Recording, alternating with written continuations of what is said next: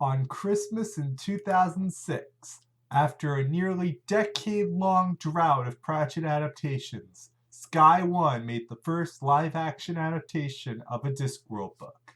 And what better Christmas special to make than Hogfather, a celebration of a holidays close to Christmas without actually being Christmas.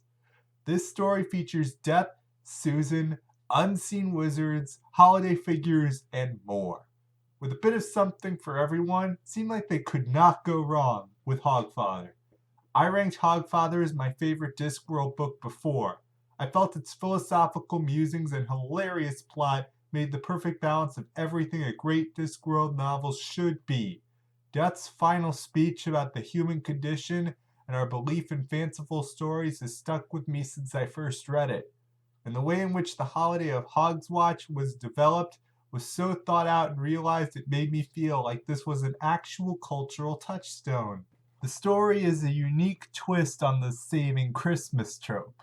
The auditors of time have tried to imprison the Hogfather, Discworld Santa Claus, to control the Discworld. Death takes his place as his granddaughter Susan tries to solve the mystery. Also included are many other gods like the god of hangovers and the Tooth Fairy, who all rely on human belief and trust to keep them alive. If they fail, the sun may still rise tomorrow, but it will be an empty ball of fire, a husk of its old self. To bring these stories builds confidence in life into humankind. To not beat around the bush here, this is the best Discworld adaptation, as well as the best showcase of the world as a whole. Entire scenes and even lines of dialogue are lifted verbatim from the book, including Death's final speech. Many of the themes and core characters are in place. The practical effects look great for the budget they had to work with, while many of the side tangents like the death of rats and other subplots with the auditors had to be cut for time. It was understandable. 3 hours is long enough as is. Though it was still enjoyable to watch and warmed my heart to see each detail in place. My one nitpick is how Christopher Lee does not reprise his role as Death, though Ian Anderson in the special is almost a dead ringer. Hogfather captures the fun, deep, and even bitter aspect of the holidays. When real Christmas disappoints me, it is Hogfather which uplifts me.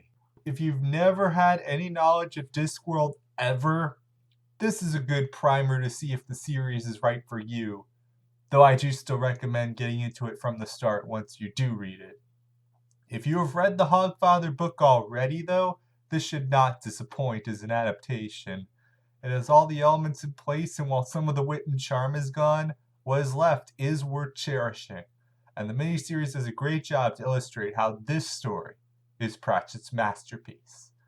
Next time, we go backwards in chronology to the start of the series.